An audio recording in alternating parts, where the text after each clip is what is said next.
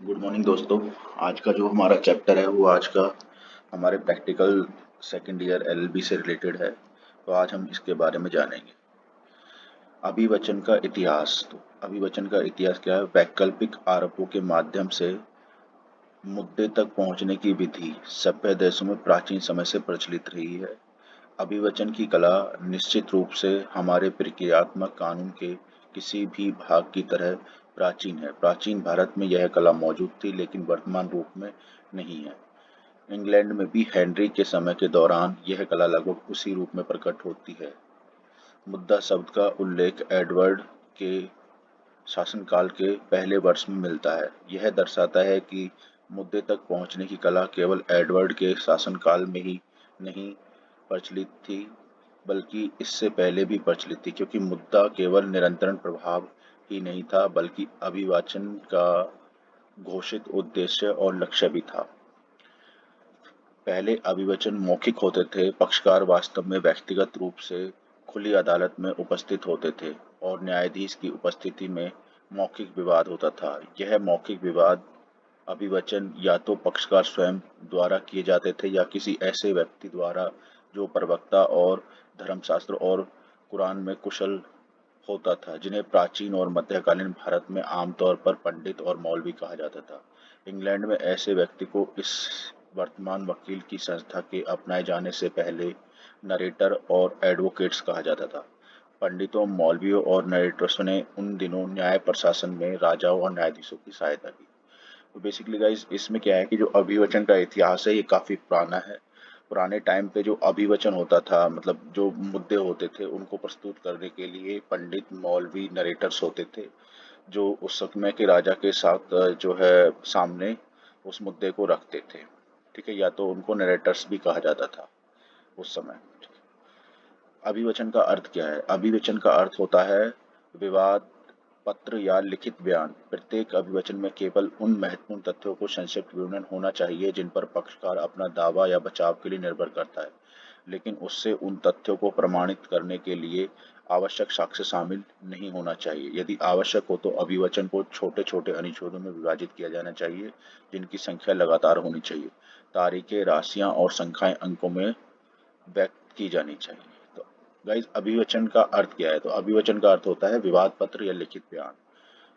प्रत्येक अभिवचन में केवल उन महत्वपूर्ण तथ्यों का संक्षिप्त वर्णन होना चाहिए जिन पर पक्षकार अपनी बचाव या दावा के लिए निर्भर करता है। ठीक है। नेक्स्ट है, अभिवचन उन तथ्यों को लिखित बयान होता है जिससे प्रत्येक पक्ष द्वारा अदालत में तैयार और दाखिल किया जाता है, जिसमें यह बताया जाता है कि ट्रायल के दौरान उसकी दलीलें क्या होंगी और विपक्षी को अपना मामला तैयार करने के लिए सभी आवश्यक विवरण प्रदान किए जाते हैं। भारत में एक मुकदमे में केवल दो अभिवचन होते हैं, जैसा कि भारतीय सिविल प्रक्रिया संहिता के आदेश 6 नियम 1 के तहत परिभाषित किया गया है, जिसमें कहा गया है कि अभिवचन का अर्थ विवाद पत्र या लिखित बयान है। यह परिभाषा स्वयं में स्पष्ट नहीं है। विवाद पत्र और लिखित बयान को निम्नलिखित धाराओं में परिभाषित किया गया है। तो विवाद पत्र क्या है? विवाद पत्र को इंग्लिश में प्लेंट कहते हैं। यह एक दावे का विवरण होता है जिसे विवाद पत्र कहा जाता है, जिसमें याचिकाकर्ता या प्लेंटिफ अपनी कार्यवाही का लिखित बयान होता है, जिसमें दावा की गई राहत का विस्तृत रूप में चित्रण किया जाता है। याचिकाकर्ता वह व्यक्ति होता है जो अदालत में राहत प्राप्त करने के लिए विवाद पत्र प्रस्तुत करता है, और वह व्यक्ति जो किसी अन्य के खिलाफ कार्यवाही शुरू करता है उसे प्रतिवादी, डिफेंडेंट कहा जाता है। हालांकि शब्द का शब्दकोशीय अर्थ बहुत व्यापक है, लेकिन कानूनी भाषा में इसका अर्थ एक मुकदमे में कारण का लिखित बयान होता है। Written statement. लिखित बयान क्या होता है? यह एक बचाव का विवरण होता है जिसे लिखित बयान कहा जाता है, जिसमें प्रतिवादी, डिफेंडेंट, याचिकाकर्ता द्वारा विवाद पत्र में लगाए गए प्रत्येक महत्वपूर्ण तथ्य का उत्तर देता है और साथ ही ऐसे नए तथ्य प्रस्तुत करता है जो उसके पक्ष में हो, और ऐसे आपत्तियों भी जोड़ता है जो वह दावे के खिलाफ उठाना चाहिए। लिखित बयान शब्द विशेष अर्थ वाला एक शब्द है जो आमतौर पर याचिकाकर्ता द्वारा दाखिल किए गए नए विवाद पत्र का उत्तर देने का संकेत करता है। यह प्रतिवादी का एक उत्तर होता है जिसमें वह सभी दलीलों को सिविल प्रक्रिया संहिता 1908 के तहत आवश्यक सत्यापन के साथ लिखता है, और इसे लिखित बयान कहा जाता है। नेक्स्ट है परिवर्ती अभिवचन। परिवर्ती अभिवचन एक एकमात्र परवर्ती अभिवचन जो अदालत की अनुमति के बिना एक अधिकार के रूप में दाखिल किया जाता है वह है प्रतिवादी द्वारा किए गए सेट ऑफ के उत्तर में याचिकाकर्ता द्वारा दिया गया लिखित बयान। प्रतिवादी द्वारा अपने बचाव के लिखित बयान के बाद किसी अन्य परिवर्तित अभिवचन को केवल अदालत की अनुमति और अदालत द्वारा निर्धारित शर्तों पर ही प्रस्तुत किया जा सकता है। हालांकि अदालत किसी भी समय भी पक्ष से एक लिखित बयान या अतिरिक्त लिखित बयान की मांग कर सकती है और प्रस्तुत करने के लिए एक समय निर्धारित कर सकती है। आदेश 8 नियम 9 मुकदमे की शुरुआत के बाद यह लिखित बयान के प्रस्तुत होने के बाद यदि कोई बचाव की आधार उत्पन्न होता है तो याचिकाकर्ता या प्रतिवादी जैसा मामला हो अपने लिखित बयान में इसे उठा सकते हैं। आदेश 8 नियम 8 यह भी एक परवर्ती अभिवचन है जो कुछ राज्यों में परवर्ती अभिवचन यानी यह एक लिखित बयान है पुनरावृत्ति के रूप में भी जाना जाता है। इस शब्द के पूर्व में इंग्लैंड में उपयोग होता था जहां याचिकाकर्ता का लिखित बयान अब उत्तर कहा जाता है, रिप्लाई कहा जाता है। अतिरिक्त अभिवचन क्या होता है? अतिरिक्त अभिवचन हालांकि प्रतिवादी के लिखित बयान के बाद सेट ऑफ के उत्तर में दिए गए बचाव को छोड़कर किसी अन्य परिवर्तित अभिवचन को बिना अदालत की अनुमति के प्रस्तुत नहीं किया जा सकता। फिर भी अदालत किसी भी समय किसी भी पक्ष से यानी याचिकाकर्ता या प्रतिवादी या दोनों से एक लिखित बयान या अतिरिक्त लिखित बयान की मांग कर सकती है। आदेश 8 नियम 8 अतिरिक्त अभिवचन परवर्ती अभिवचन के सही अर्थ में नहीं आते। ये दावे या बचाव की प्रकृति का और बेहतर विवरण देने वाले अभिवचन होते हैं या किसी भी मामले या विवरण की और अधिक जानकारी देने वाले अभिवचन होते हैं। इन अभिवचनों को भारतीय सिविल प्रक्रिया संहिता के आदेश 6 नियम 5 के तहत आदेशित किया जा सकता है। इंग्लिश कानून के तहत अभिवचन को इस प्रकार परिभाषित किया गया है कि अभिवचन में किसी भी याचिकाकर्ता के दावे या मांग के लिखित बयान और किसी भी प्रतिवादी के बचाव के बयान और प्रतिवादी की किसी भी पलटवार के जवाब में याचिकाकर्ता के उत्तर शामिल होते हैं। डिफेंस क्या होता है? अभिवचन में प्रतिवादी द्वारा उसके खिलाफ लगाए गए आरोपों के खंडन होता है। सिविल मामलों में एक बचाव निम्नलिखित में से कोई भी हो सकता है, जैसे टावर याचिकाकर्ता के दावे का खंडन ट्रावर्स कहलाता है। काउंटर क्लेम प्रतिवादी द्वारा नया दावा। स्वीकृति और परिहार याचिकाकर्ता के आरोपों को स्वीकार करना लेकिन अन्य तथ्य प्रस्तुत करना जो प्रतिवादी को उचित या माफ करने के लिए न्यायसंगत बताते हैं। कानूनी आपत्ति objection in the point of law ऐसा बयान जो कानूनी बिंदु पर आपत्ति उठाता है कि अपराधी तथ्य यदि स्थापित भी हो जाए तब भी वह उचित कारण का प्रकट नहीं करते। अपराध संबंधी मामलों में कोई लिखित बचाव नहीं होता। बचाव निषिद्ध नहीं का दावा करके उठाया जाता है। प्रतिवादी डिफेंडेंट वह व्यक्ति जिसके खिलाफ सिविल प्रक्रिया शुरू की जाती है। वह शब्द संक्षिप्त अपराध संबंधी प्रक्रियाओं में आरोपित व्यक्ति के लिए भी उपयोग किया जाता है। भारत में अभिवचन और इसकी स्थिति भारत में अभिवचन और इसकी स्थिति भारत में अभिवचन अत्यंत ढीले और अत्यंतिक अव्यवस्थित तरीके से तैयार किए जाते हैं सिवाय प्रेसिडेंसी नगरों और वर्तमान मेट्रोपोलिस शहरों के जहां यह कार्य प्रशिक्षित सॉलिसिटर्स के हाथ में होता है। अन्य मेट्रोपॉलिटन शहरों में अभिवचन न तो संक्षिप्त होते हैं और न ही स्टिक और इसमें अस्पष्ट अप्रासंगिक और सामान्य बयान शामिल होते हैं जिसे यह समझना कठिन हो जाता है कि वास्तविक विवाद किस विषय पर है। यह दुखद स्थिति को देखते हुए भारतीय विधायिका ने 1908 में भारतीय सिविल प्रक्रिया संहिता को लागू किया जिसमें कुछ अभिवचन के नियम इंग्लिश नियमों पर आधारित जोड़ दिए गए थे।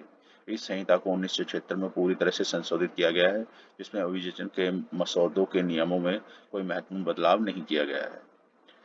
लेकिन इन नियमों के इतने वर्षों से कानूनी पुस्तक में मौजूद होने के बावजूद मामूली अदालत में अभिवचन के कानून में कोई स्पष्ट सुधार देखने को नहीं मिली है। इन अदालतों में अभिवचन अभी भी अप्रासंगिक और अत्यधिक विवरण वाले मामलों का एक उलझा हुआ समूह है जिसमें अस्पष्ट और अनावश्यक तथ्यों के बयान शामिल होते हैं और प्रतिवादी के आचरण और चरित्र पर आक्रामक हमले भावुक भाषा में किए जाते हैं। एक अभिवचन होते हुए एक पृष्ठ में भी प्रासंगिक सामग्री मुश्किल से मिलती है और वह भी इतनी मिश्रित होती है कि प्रासंगिक तथ्यों को अलग करने की कोशिश में एक या दो तथ्य छूट सकते हैं जो एक लंबे अप्रासंगिक और अनावश्यक आरोपों के पैराग्राफ के बीच में कहीं अलग अलग पर लगाए जाते हैं। अभिवचन का उद्देश्य और कार्य अभिवचन का उद्देश्य अदालत और विवाद के पक्षकारों को निर्णय में सहायता प्रदान करना है। इसका कार्य बहुप्रकारी है और विभिन्न तरीकों से होता है। न्यायमूर्ति स्टेबल ने अभिवचन के कार्य को निम्नलिखित शब्दों में व्यक्त किया है। अभिवचन का कार्य केवल पक्षकारों के लाभ के लिए नहीं बल्कि शायद मुख्यतः अदालत की सहायता के लिए है, ताकि स्पष्टता से यह परिभाषित किया जा सके कि अदालत की अनुमति और अभिवचन में आवश्यक संशोधन के बिना विवाद को किसी सीमा तक बढ़ाने की अनुमति नहीं दी जानी चाहिए। श्री पी मेगा ने अपने अभिवचन कानून पर पुस्तक में उल्लेखित किया कि अभिवचन का पूरा उद्देश्य प्रत्येक पक्ष को यह उचित सूचना देना है कि विपक्षी का मामला क्या है। यह सटीकता से पता लगाने के पक्षकार किन बिंदुओं पर सहमत है और किन पर भिन्नता है, और इस प्रकार पक्षकारों का एक निश्चित मुद्दे पर लाना अभिवचन के उद्देश्य अप्रासंगिकता को भी समाप्त करना है। इस प्रकार पक्षकार स्वयं जान जाते हैं कि विवाद में कौन से मामले बचे हैं और कौन से तथ्य उन्हें मुकदमे के दौरान प्रमाणित करने होंगे। वे उन प्रमाणों को पेश करने की लागत और कठिनाई से बच जाते हैं जो विपक्षी पार्टी के स्वीकार्यता के दृष्टिकोण से अनावश्यक हो सकते हैं, और इसके अतिरिक्त यह जानकर कि विपक्षी पार्टी मुकदमे के दौरान कौन से बिंदुओं को उठाएगी, वे उनकी तैयारी कर लेते हैं और आश्चर्यचकित नहीं होते जैसे वे होते हैं यदि अभिवचन के नियम नहीं होते जो पक्षकारों को वास्तविक मुकदमे की शुरुआत से पहले अपने मामलों को विपक्षी पार्टी के सामने उजागर करने के लिए मजबूर करते हैं। सामान्य नियम। भारत में अभिवचन के मसौदे के लिए नियम भारतीय सिविल प्रक्रिया संहिता के आदेश 6, 7, 8 में शामिल किए गए हैं। इसके अतिरिक्त संहिता के अनुबंध ए में दिए गए मॉडल्स फॉर्म्स भी हैं। इन नियमों को छात्रों और वकीलों द्वारा सावधानीपूर्वक अध्ययन किया जाना चाहिए, और जब भी प्रश्न उठे मॉडल फॉर्म्स की भी सलाह ली जानी चाहिए। आदेश 6 सामान्य अभिवचन के नियमों को संभालता है, जबकि आदेश 7 और 8 के विवाद पत्र और लिखित बयान से संबंधित इन नियमों को निम्नलिखित तरीके से संक्षिप्त में प्रस्तुत किया जा सकता है। नंबर 1, अपने पूरे मामले को अपने अभिवचन में व्यक्त करें या अभिवचन में उन सभी महत्वपूर्ण तथ्यों को प्रस्तुत करें जिन पर आप अपने दावे या बचाव के लिए निर्भर करते हैं। तथ्य 2, प्रस्तुत करें और न कि कानून। यदि आपके प्रतिवादी के अभिवचन में कोई कानूनी मामला प्रस्तुत किया गया है तो उसका उत्तर न दें। नंबर 3, उन महत्वपूर्ण तथ्यों को प्रस्तुत करें जिन पर आप निर्भर हैं और न कि उन साक्ष्यों को जो उन्हें प्रमाणित करने के लिए आवश्यक है। नंबर 4, सिर्फ महत्वपूर्ण तथ्यों को ही प्रस्तुत करें और अप्रासंगिक और अनावश्यक तथ्यों को छोड़ दें। अपने प्रतिवादी के अभिवचन का पूर्वबंध न करें। किसी भी ऐसे मामले को न उठाएं जो आपके खिलाफ आरोपित न हो। अपने मामले के तथ्य को संक्षेप में लेकिन सटीकता और निश्चितता के साथ प्रस्तुत करें।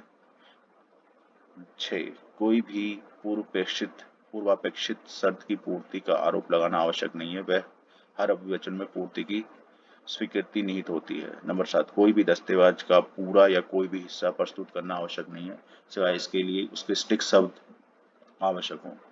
दस्तावेज के प्रभाव को संक्षेप में प्रस्तुत करना पर्याप्त है। 8, कोई भी ऐसा तथ्य आरोपित करना आवश्यक नहीं है जिसे कानून आपके पक्ष में मानता है, जिसका प्रमाण भार आपके प्रतिवादी पर है। सिविल प्रक्रिया संहिता के आदेश 6 के महत्वपूर्ण प्रावधान जो सामान्यतः अभिवचन से संबंधित है। निम्नलिखित अभिवचन का अर्थ विवाद पत्र या लिखित बयान होगा। आदेश 6 नियम 1, pleading of state material facts and note evidence. एक अभिवचन में महत्वपूर्ण तथ्यों को ही प्रस्तुत करें, न कि साक्ष्य। आवश्यक विवरण दें, अधिक स्टिक और बेहतर विवरण या विशेषताएं। पूर्वापेक्षित शर्तें।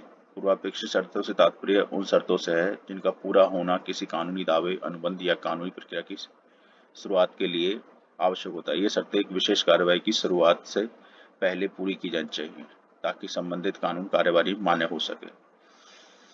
प्रस्थान, इसको डिपार्चर भी कहते हैं। प्रस्थान का मतलब कानूनी अभिवचन, प्लीडिंग या किसी अनुबंध में निर्दिष्ट मानक या नियमों से विचलित या विभिन्नता को दर्शाता है।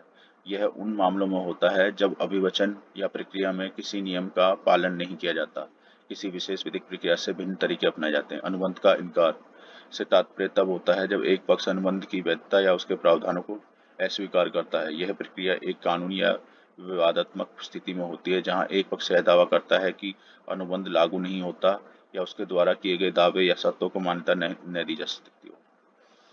दस्तावेज के प्रभाव को व्यक्त करना। दस्तावेज के प्रभाव को व्यक्त करने का तात्पर्य है किसी कानूनी अभिवचन या दावे में दस्तावेज की सामग्री और उसके प्रभाव को संक्षेप में और स्पष्ट रूप से उल्लेख किया जाना चाहिए। इसका उद्देश्य यह होता है कि अदालत और सभी पक्षों के दस्तावेजों के प्रमुख बिंदुओं और उनके प्रभावों को सही जानकारी मिल सके। दुश्मनी ज्ञान आदि का आरोप, the allegation of malice knowledge etc। से तात्पर्य उन आरोपों से है जिनमें किसी व्यक्ति की नकारात्मक भावना, पूर्वाग्रह या जानबूझकर की गई गलत कार्रवाई की बात की जाती है। ये आरोप तब लगाए जाते हैं जब किसी की कार्रवाई या कथन में स्पष्ट रूप से दुर्भावना, जानबूझकर की क्षति या किसी विशेष जानकारी का दुरुपयोग शामिल होता है। नोटिस क्या है? एक कानूनी प्रक्रिया है जिसमें किसी व्यक्ति या पक्ष को किसी कानूनी मुद्दे, दावे या कार्रवाई के बारे में सूचित किया जाता है। यह एक आधिकारिक सूचना होती है जो किसी को किसी विशेष कार्रवाई, दावे या कानूनी कार्रवाई से पहले या उसके दौरान सूचना देती है। वाद स्थल पर आपत्ति, objection as to place of suing. वाद स्थल पर आपत्ति से तात्पर्य उस कानूनी आपत्ति से है जो यह चुनौती देती है कि किसी मामले में गलत न्यायालय या न्याय क्षेत्र में दायर किया गया है। यह आपत्ति तब उठाई जाती है जब पक्षकार यह दावा करता है कि मामले उस स्थान पर दायर किया गया है जो कानूनी दृष्टिकोण से उचित नहीं है। मुकदमे के पक्षकार से तात्पर्य उन व्यक्तियों या संगठनों से है जो किसी कानूनी विवाद में शामिल होते हैं और उनके अधिकार और दायित्व मामले की सुनवाई के दौरान निर्धारित किए जाते हैं। मुकदमे में पक्षकार की भूमिका और उनका स्थान महत्वपूर्ण होता है क्योंकि वही मामले की आवश्यक कानून प्रक्रिया में भाग लेते हैं। पक्षकार पार्टीज, पक्षकार कानूनी मामले में वे व्यक्ति, संगठन या संस्थाएं होती हैं जो मुकदमे में शामिल होती हैं और जिनके आधिकारिक और दायित्व अदालत द्वारा निर्धारित किए जाते हैं। मुकदमे के दौरान प्रत्येक पक्षकार की भूमिका, दावे और जवाब देने की जिम्मेदारी होती है।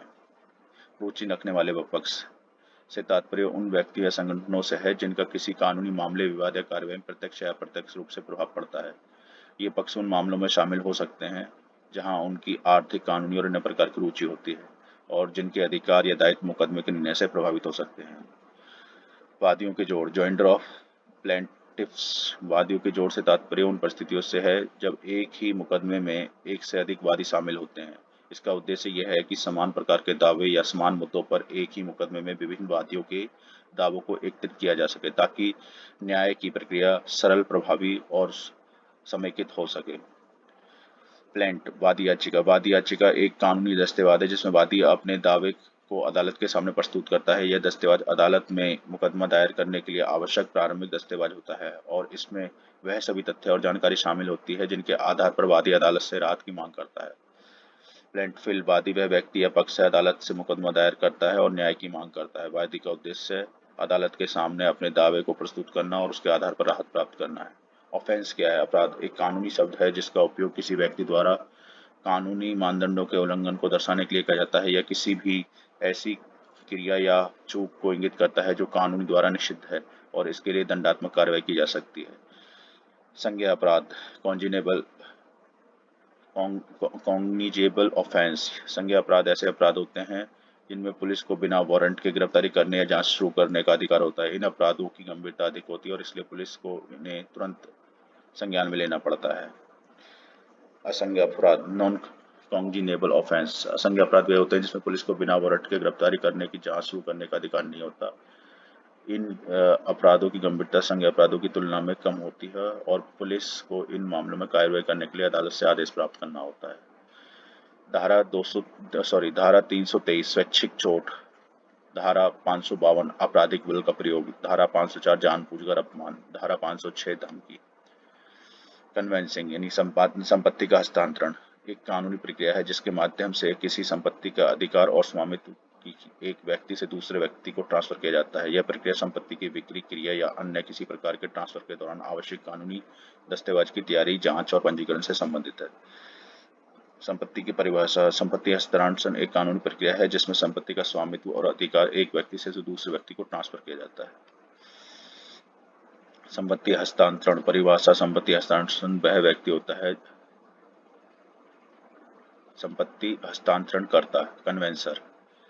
संपत्ति हस्तांतरणकर्ता वह व्यक्ति होता है जो व्यक्ति के स्वामित्व और अधिकार के ट्रांसफर से संबंधित कानूनी दस्तावेजों की तैयारी, समीक्षा और पंजीकरण में विशेषता रखता है। यह पेशेवर व्यक्ति संपत्ति की खरीद, बिक्री या अन्य लेन देन के दौरान कानूनी प्रक्रिया को सुचारू और वैध बनाता है। संपत्तियों के विनिमय का दस्तावेज। Deeds of exchange of property एक कानूनी दस्तावेज होता है जिसमें दो या दो से अधिक पक्षों द्वारा अपनी अपनी संपत्ति का आपस में आदान प्रदान करने की प्रक्रिया और शर्तें निर्दिष्ट की जाती हैं। इस दस्तावेज के माध्यम से पक्ष एक दूसरे को अपनी संपत्तियों का स्वामित्व देता है।